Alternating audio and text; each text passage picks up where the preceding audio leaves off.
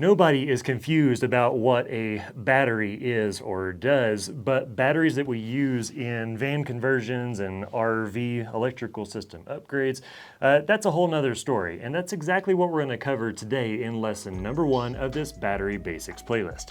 My name is Nate, and welcome to the EXPLORIST.life Mobile, Marine, and Off-Grid Electrical Academy. Let's get started. So like I said, nobody is confused about what a battery does. You know, it stores power. You can pull power from it to power something, or you can, depending on the type of battery, in the case of all of these behind me, you can recharge them so that you can, just continually use them as you need. Now, we're going to put that away because we're not talking about that kind of battery in this one. Instead, we're going to be covering questions that we commonly get about these. And for this video, instead of just putting up a PowerPoint presentation and trying to explain these in a really boring way, I actually pulled 20 different questions from comments that we've gotten on this channel about different types of batteries, battery chemistries, how to wire batteries, batteries and BMSs, and all that kind of stuff. And we're just going to learn together from these questions that you guys have been asking throughout the entirety of this academy. So let's get started with this. Question number 1. What does the house battery actually do in my camper? Just lights and stuff? So the house battery is the battery that's responsible for powering all the lights, the fans, any of the electrical loads around the camper. And if you have an inverter in the system, it's going to power all of the 120 volt standard household outlets. Now, all these batteries behind me, they're different types, they're different manufacturers, they're different sizes, they're different voltages, but all that sort of kind of doesn't matter in terms of like what they actually do. Regardless of the brand, the voltage, the size, all that kind of stuff, their main purpose is to power all those lights, fans, computers, refrigerators, anything else that you can find around your van, your RV, or your boat. I'm seeing a bunch of different battery types, AGM, lithium, whatever. What's the difference and what should I choose? So there are a bunch of different types, lithium batteries, or commonly LiFePO batteries, which is lithium iron phosphate batteries. Those are sort of the most common to be used here in the year 2025 in mobile, marine, and off-grid electrical systems, just because they've gotten a lot more cost effective. But the other two that you're going to run across that are a little bit older technologies are lead acid batteries and AGM batteries. Now, lead acid batteries and AGM batteries are honestly like pretty similar in nature to a degree, and they're the older, heavier, sometimes messier style of batteries. If it's a lead acid battery, you have to fill up with water. Those are typically used as starting batteries nowadays. Now, you still will have those types of batteries as the house batteries of an RV, but those are starting to be phased out with lithium batteries just because for a size-to-size comparison, a lithium battery is going to be about half as heavy as a lead acid battery or an AGM battery, and it's also going to have about twice the capacity of the same size of lead acid or AGM battery. Question 3, is lithium really that much better than lead acid, or is it just hype? No, it usually is better in most cases. I'd say in like 99% of cases, lithium is going to work better for the house battery of, a van or RV or boat, in generally speaking. That's because of its power density. You take any of these batteries behind me that you see here, and this battery over here in particular is a 100 amp hour battery. If you had a 100 amp hour AGM battery, it's going to be twice as heavy as that one, and AGM batteries can really only be used down to like 50% before you start damaging the battery itself, whereas this one or any of these can sort of be used down to very, very close to 0% without damaging the battery. And that's sort of the main positive for lithium batteries. Now, the negative is lithium batteries, they have to operate within a set temperature range. And so if you have a use case where the battery is going to be subjected to sub-0 degree Fahrenheit weather, you probably don't want to use a lithium battery. An AGM battery is going to continue to work, although its capacity is going to be significantly decreased. So there's pros and cons to everything, but I think that lithium batteries are going to be the better choice for most house, RV, and van applications. Question 4, why are people using 12 volt, 24 volt, or even 48 volt setups, and how do I know what I need? Now, this question is a question that requires a totally separate video, which is going to be coming up later in this academy. But in SparkNotes fashion, 12 volt, 48 volt, and 24 volt battery banks are going to be chosen based on the overall size of the total electrical system that you're being used. You know, there's different considerations as far as like wire sizing and, you know, efficiencies and stuff like that that need to be considered. But realistically, all that is going to be covered in an upcoming video because I need more than about a minute to explain this. Question 5. How do I figure out how big my battery bank should be? I don't want to run out of power. So that's a great consideration and is actually something that we covered back in an earlier chapter of this academy. We spent somewhere in the ballpark of 10 to 12 videos explaining how much power a TV uses, how much power a phone can use from a battery bank, how much a computer, an air conditioner, all that kind of stuff. We covered all that in great detail back in an earlier chapter of this academy, so we'll link to that down in the video description below so you can go back and review that for a refresher. What's the deal with amp hours versus watt hours? I'm kind of confused on that. And that is a pretty confusing topic because each of these batteries behind me is listed at a different amp hour range. This is a 100 amp hour battery. This is a 200 amp hour battery. Those are both 12 volt batteries. This is a 100 amp hour battery here, but it's a 48 volt battery. This one is a 314 amp hour 12 volt battery. This is a 460 12 volt battery. And then this is a 12 volt 240 amp hour battery. So that is a lot of numbers there. And realistically, all these numbers could be converted to watt hours to make a apples to apples comparison. You simply take the amp hours and multiply it by the voltage of the battery, and that's going to give you your watt hours. So you could sort of see that even though that's a 100 amp hour battery and this is a 100 amp hour battery, the watt hours in this is nearly 4 times as much because the voltage is 4 times as high. So that's the SparkNotes of how watt hours compares to amp hours, but we actually are going to have another video where we slow that down a little bit and I'll show you all the math behind that so you can figure out the differences between amp hours and watt hours, so stay tuned. Question 7. Everyone says lithium is the way to go. Is there ever a reason not to use it?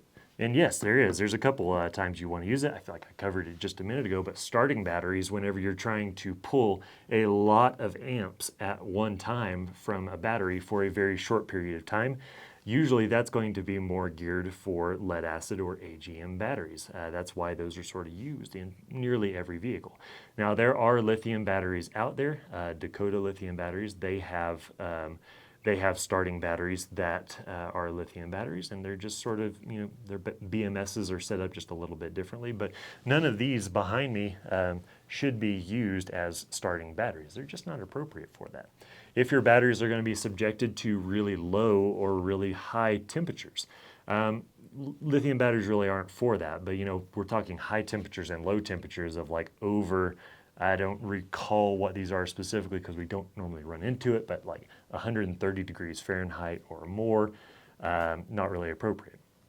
If the batteries are subjected to temperatures that are below freezing in, you know, a non-heated space, lithium batteries really aren't appropriate for that. So yes, there are some considerations where lithium batteries aren't appropriate, but outside of that, lithium batteries are generally the clear winners.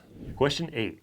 Can I mix and match battery brands or types if I'm trying to save money? So there's a scientific answer and then there's a realistic answer, and the scientific answer is you probably could. Like you could probably connect this one here to this one over here since they're both 12 volt batteries. Now if you connected this battery that's a 12 volt battery to this 48 volt battery, you're probably going to have a pretty bad time with this guy here. But the real answer is you shouldn't mix and match battery brands, because if you ever have problems and you have to send in pictures to your battery manufacturer or to us for tech support and we see multiple different battery brands, that's usually a breach of the warranty, and it's whatever problems that you're having aren't going to be covered by warranty. And so you may have tried to save money by mixing and matching battery brands, when in all reality it sort of just ruined your battery bank, and that's even more expensive. Question 9. Where is a good place to buy batteries for an RV or a van conversion? So the best place to buy batteries is actually going to be from shop.explorist.life. That's our store. So we sell multiple different types of batteries that have a good proven track record with our customers, including all of these that you see behind us. So Battleborn batteries, SOK batteries, Rich Solar batteries, XPN 360, Epoch, and Victron Energy batteries all over there. We've got all of those and more on our site at the moment. And the reason that you should buy them from us instead of directly from the manufacturer, we're the same price as the manufacturer, but if you're buying a battery plus all the other chargers and inverters and battery monitors and all that kind of stuff from us, which, you know, that's kind of what we do, is we do a full system as our specialty, is we can be your single point of contact. So for example, if you have a problem with your Epoch battery, then you just get a hold of us and we can make sure that it was actually a problem with the battery and not a problem with settings, not a problem with the inverter charger, not a problem with the solar, something like that, and we can really narrow it down and be the single point of contact. Question 10, what is a BMS and do I actually need one? A BMS is a battery management system, and lead acid batteries and AGM batteries, they don't have any kind of active management. They don't need them. But with lithium batteries, they actually do need them. And the BMS of all of these batteries is sort of different and sort of the same depending on its setup. Victron lithium batteries over there, the Smart NG line, it has to have an external BMS, which is actually that guy right over there. And we'll be covering sort of how those are set up and stuff in a future video. But all the rest of these batteries here, they all have internal BMSs for each battery, and each battery is managed by its own BMS. Whereas the Victron battery system, if we had 4 or 5 of those batteries, all of those batteries would be controlled by that BMS up there. We'll have a dedicated video about BMSs coming up in the next chapter of this academy. Question 11, do I need a battery monitor or is it just a nice thing to have? So a battery monitor is different from a battery BMS that we just talked about. A battery monitor is going to monitor your voltage, monitor how much power is going into or out of the battery bank at any given time, and more importantly, the percentage of battery power that's left in the battery. And do you need that? No, like technically, I guess, but that would sort of be like driving a car without having the instrument gauge in front of you. You wouldn't know how fast you're going. You wouldn't know how full or empty your fuel tank is. You wouldn't know if there's any problems with the engine. You wouldn't know if it's overheating or anything like that. And so a battery monitor handles that for whichever battery system that you're going with.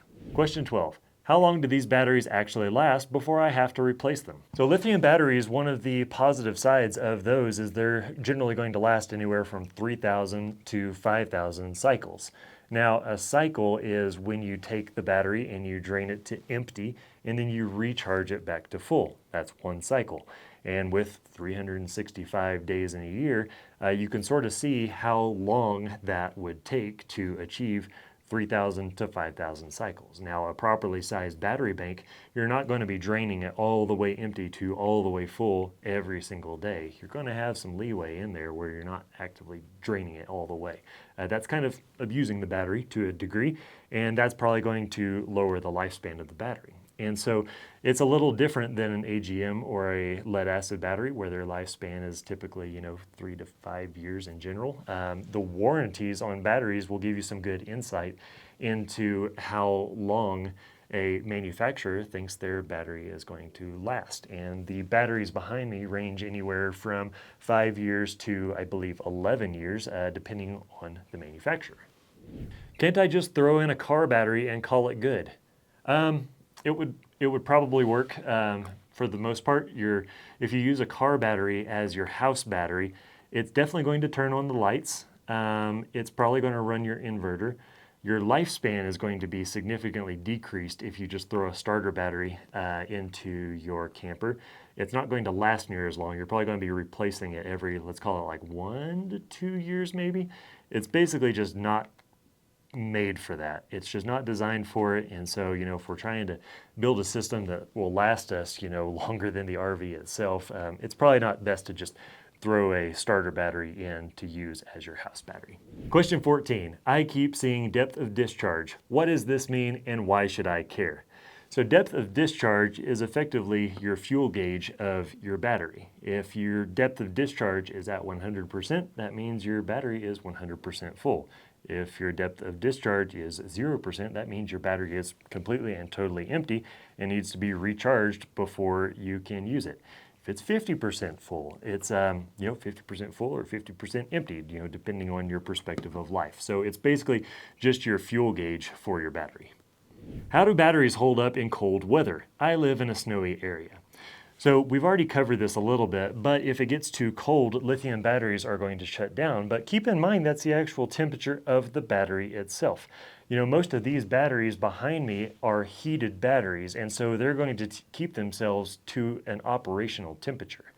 And if you have an AGM battery that's in an environment that's going to be sub-freezing, it's honestly not going to be able to put out as much power as it's rated for. So an AGM or a lead acid battery can only put out its rated capacity and its rated output at a certain temperature, where lithium batteries they don't really have that limitation. They do, it's just by a much smaller percentage of which they're affected. So as long as the batteries can stay warm, whether that's in like a heated, if you can keep your heater running in your van, the batteries are going to stay warm. If it's a heated battery, like most of these back here, the batteries are just going to keep themselves warm based on the power that's held inside of the battery. So as long as they can stay warm, it really doesn't matter if it's snowing or not outside. Question 16, do I need to vent my battery setup or is that only for certain types? So lead acid batteries, the ones that you put water in the tops of, older style starting batteries, those need to be vented because whenever they're being charged, they're going to put off hydrogen gas, which is, it's flammable, but it's also really corrosive, and you don't want that stuff getting into the rest of your electronics or anything like that.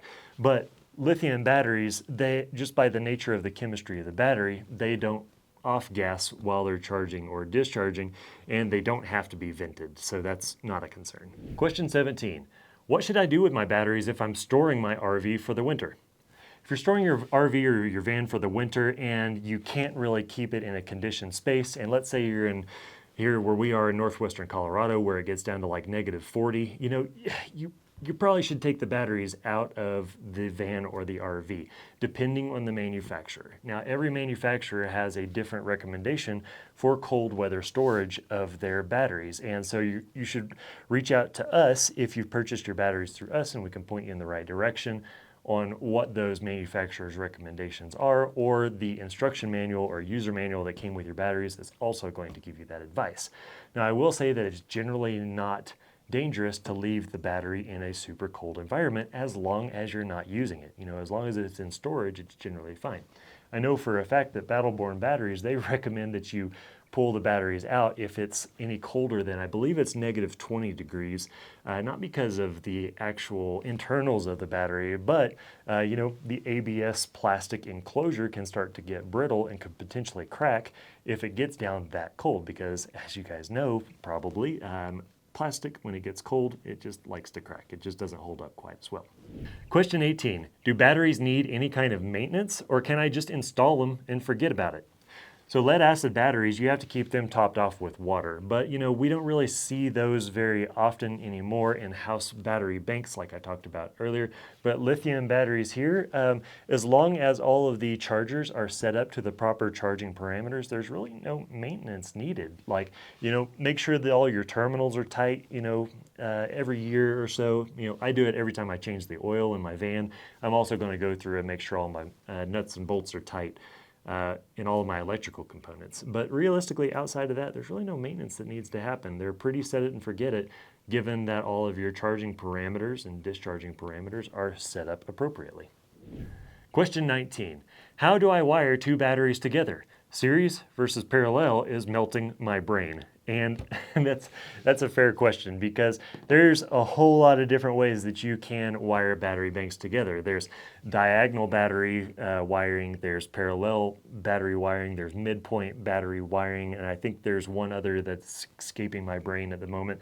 But all those different methods of wiring, and not even to mention parallel battery wiring and series battery wiring, it all affects how the overall battery bank voltage is delivered to the rest of the system. If you take this battery and you wire it in series with another battery, this is a 48 volt battery, and if you did two of these in series, that would then be a 96 volt battery, which I don't really know that that's really compatible with a whole lot of stuff and would really burn a lot of things up. All these other ones are 12 volt batteries, and you could wire them in series to achieve a 48 volt battery. And this is a confusing topic, and we're going to cover the physical battery bank wiring and how you would actually wire something in parallel and in series, and the different methods of wiring batteries together. We're going to cover all of that in an upcoming video.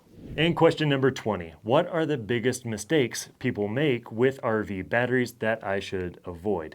There are quite a few mistakes that can be made with RV batteries, and I think the biggest mistake that can be made is buying your batteries before you have a plan for the rest of the system. If you buy this battery, and this is a 48 volt battery, but then you're wanting to prioritize alternator charging from a Victron Orion DC to DC charger, that currently doesn't exist for a 48 volt battery, and we have to go with a different option that you might not like.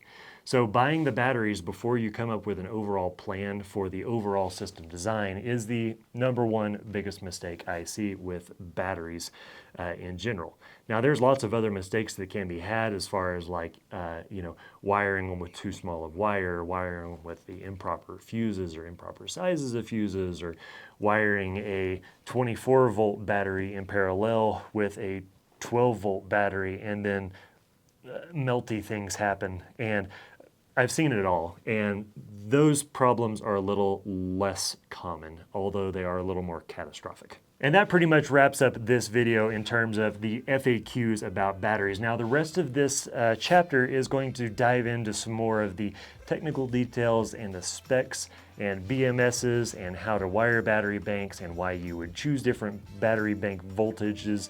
And we're also going to talk about some of the communication protocols between all of these batteries, because every single battery that you see behind me here is a smart battery that can communicate with the rest of the system. So there's a whole lot to look forward to in the rest of this batteries chapter that I'm really excited to talk about it. So if you're not already, consider subscribing. We hope this video was insightful, and we'll see you next time.